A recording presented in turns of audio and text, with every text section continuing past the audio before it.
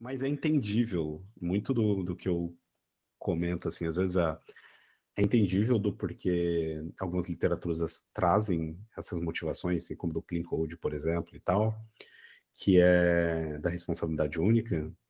É mesmo forçar as pessoas a escreverem coisas pequenas, assim, saca? A fim de, pô, talvez ela não saiba por que que ela tá fazendo isso, mas um dia vai fazer sentido e ela vai entender o porquê, assim, saca? Mesma coisa do MVC, do MVM, do Viper, VIP, enfim, qualquer design pattern, alguma coisa do tipo.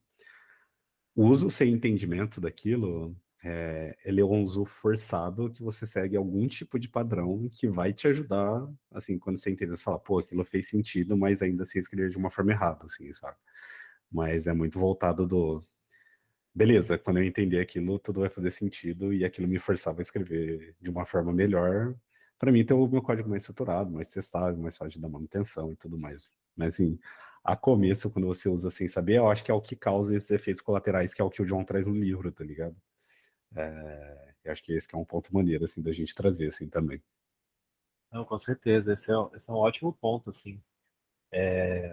Eu também concordo que faz todo sentido. Nos meus projetos eu sempre tenho lint ali com a quantidade máxima de linha por método, para realmente me avisar ali quando eu estou extrapolando o limite. Mas é exatamente, você ter esse tipo de regra faz muito sentido, mas também faz muito sentido você entender por que a regra existe e qual o propósito daquilo, né? Por que você tem que escrever um método pequeno. Então, eu acho que é muito importante, assim, quem está trabalhando nesse tipo de projeto tentar entender esse tipo de regra, porque quando você tem um entendimento mais profundo, você consegue tanto propor melhorias nisso, né? Então, se você acha que, sei lá, se o seu projeto tem o link ali para método não pode ter mais de 20 linhas, você acha que isso é muito pouco, você pode argumentar sobre quando você entende esse princípio, né? Por que que o 20 linhas existe em primeiro lugar. Exato, exato. Sim. E o mesmo também, seguindo algo um pouco mais de um nível de abstração um pouco maior, né? Por exemplo, uma arquitetura de software, né? Você comentou de MVC, MVVM, VIP. Então, a maioria dos projetos você vai ter algum padrão de arquitetura desse, né? Que deve ser seguido para fazer exibição na tela, principalmente.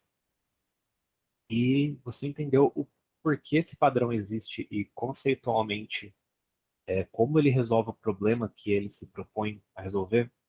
Geralmente o problema é exibir uma informação na tela de forma que o código de exibição seja desacoplado do código de lógica de negócio, que também seja desacoplado da lógica de adquirir os dados, né? Seja da rede ou de banco de dados ou qualquer coisa do tipo.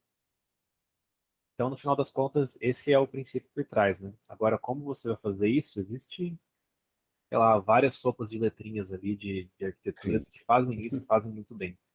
Então, você entendeu o porquê e como é bem importante para você saber identificar quando que a sua arquitetura já está te atrapalhando em vez de te ajudar, está criando muita camada, muita complexidade, muita coisa adicional que você só escreve código que, sabe, não serve para nada no final das contas, e quando que ela está te ajudando mesmo, né? Você está realmente conseguindo desacoplar, você está fazendo menos erros. Até as pessoas que entram novas no time, elas já conseguem escrever no seu padrão ali bonitinho, sem cometer muitos erros. Então quer dizer que você tem uma boa arquitetura e ela está te ajudando bastante.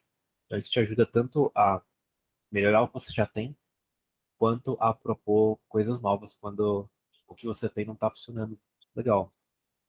Sim. A fim de uma documentação ali no final das contas ali, né? Uhum. Que é um ótimo ponto.